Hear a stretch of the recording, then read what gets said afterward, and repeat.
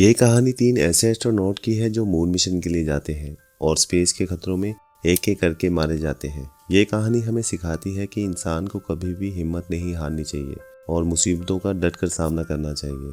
इसी हिम्मत और जज्बे को बताती आज की फिल्म द मून। फिल्म की शुरुआत में हम वूरी हू रॉकेट को लॉन्च होते हुए देखते हैं, जो धरती के ऑर्बिट से बाहर जाते ही ब्लास्ट हो जाता है और इस दुर्घटना में 3 जाबाज एस्ट्रोनॉट को कोरिया खो देता है, जिस वजह से कोरिया को इंटरनेशनल स्पेस कमेटी से भी निकाल दिया जाता है। लेकिन कोरिया इसके बाद भी हार नहीं मानता। 5 साल बाद हमें दिखाया जाता है कि कोरिया ने अपना नया रॉकेट तैयार कर लिया है, जिसका नाम है वूरी हू। नए मिशन के लिए 3 एस्ट्रोनॉट को चुना जाता है, जिनके नाम होते हैं ली, चो और हुयांग। आगे हम देखते हैं तीनों एस्ट्रोनॉट अपना अपना संदेश कोरिया की जनता को देते हैं। ली बताता है कि वो अपने होने वाले बच्चे का नाम स्पेस में बैठकर ही डिसाइड करेगा। वहीं चो कहता है कि वो अपनी फैमिली को प्राउड फील कराने के लिए चांद पर जा रहा है। लेकिन वहीं हुयांग की वजह कुछ और ही होती है। 5 साल पहले की दुर्घटना में मारे जाने वाले 3 एस्ट्रोनॉट में से एक हुयांग के पिता भी थे।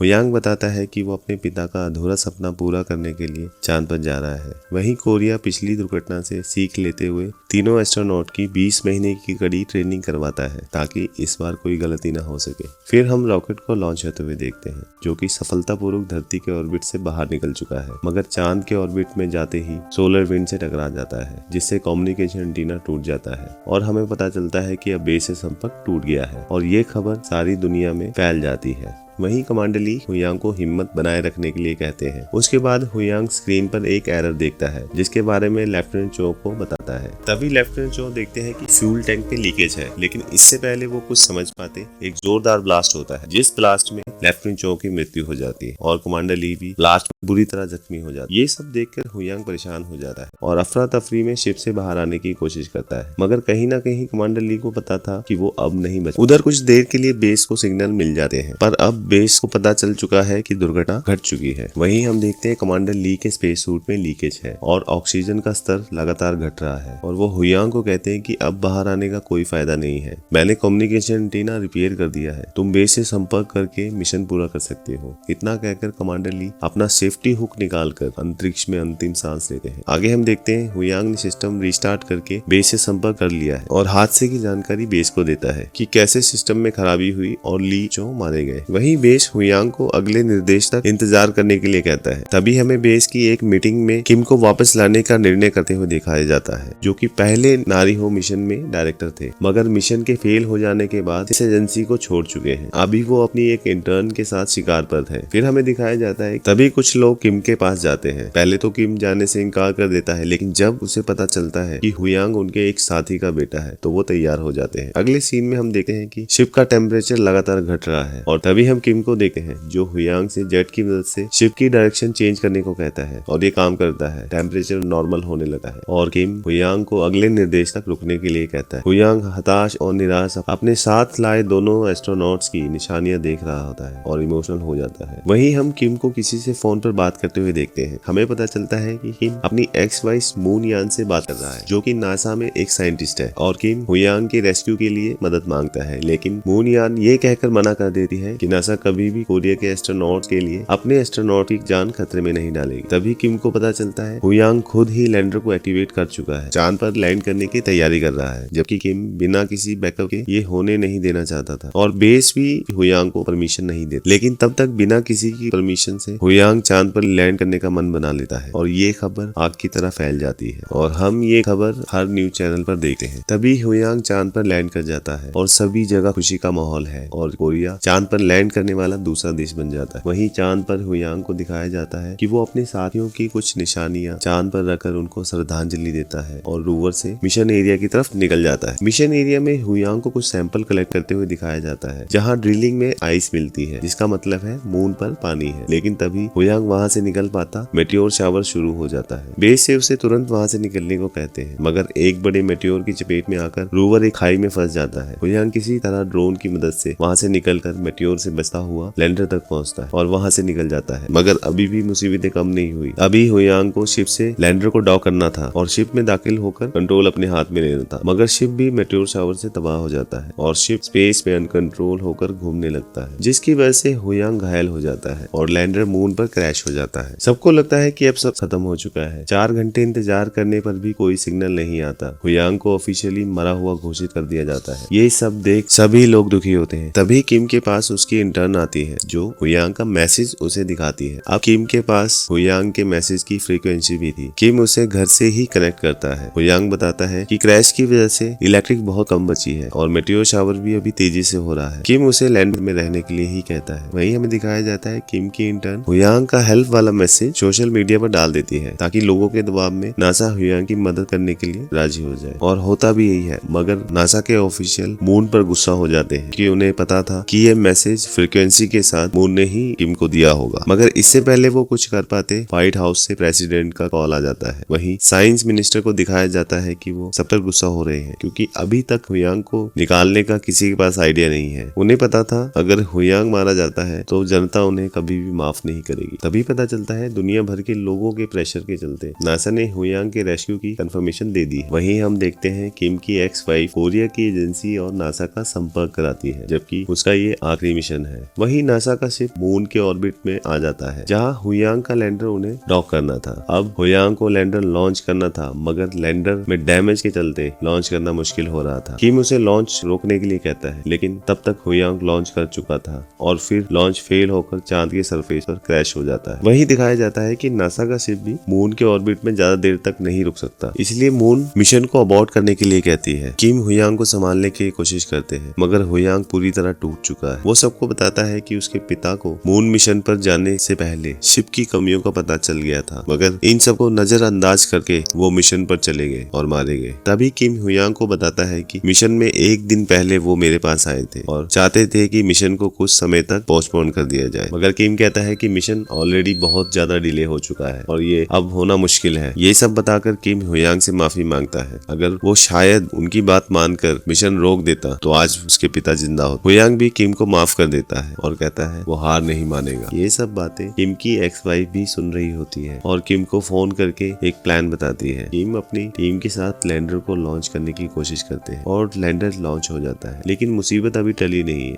उसे मून के ब्राइटर साइड में लैंड करना है, लेकिन लैंडिंग गियर बुरी तरह डैमेज हो चुके हैं। तभी हम देखते हैं हुयांग अपने साथ मून से लिए हुए सैंपल बांध रहा है और अपने ड्रोन के साथ लैंड करने की तैयारी कर रहा है। अपने ड्रोन के साथ लैंडर से कूद जाता है और ड्रोन की मदद से सरफेस से टकराकर लैंड करता है। गिरने की वजह से हुयांग बेहोश हो जाता है। वहीं नासा का शिप भी हुयांग को लेने आ चुका था, लेकिन हुयांग की कंफर्म लोकेशन उनके पास नहीं थी। फिर हुयांग हिम्मत करके अपनी लोकेशन भेज देता है। ये देखकर सभी लोग खुश हो जाते हैं और हुयांग को सुरक्षित नासा ने रेस्क्यू कर लिया है। फिर हमें दिखाया जाता है हुयांग अपने देश पहुंच गया है और अपने मारे गए साथियों की निशानियां उनके घर वालों को सौंप देता है और बताता है कि जो भी जानकारी सैंपल मून से लिए थे वो सभी दुनिया भर की स्पेस एजेंसी के साथ शेयर करेगा। वो वर्ल्ड की सभी एजेंसी को साथ में काम करने को कहता है। वहीं हम देखते हैं यान मून को नासा का हेड बना दिया गया है, जिससे वो पहली नासा की महिला हेड बनी है। अंत में हुयांग किम से मिलता है और दोनों एक दूसरे को देखकर खुश होते हैं और ये कहानी यही खत्म हो जाती है।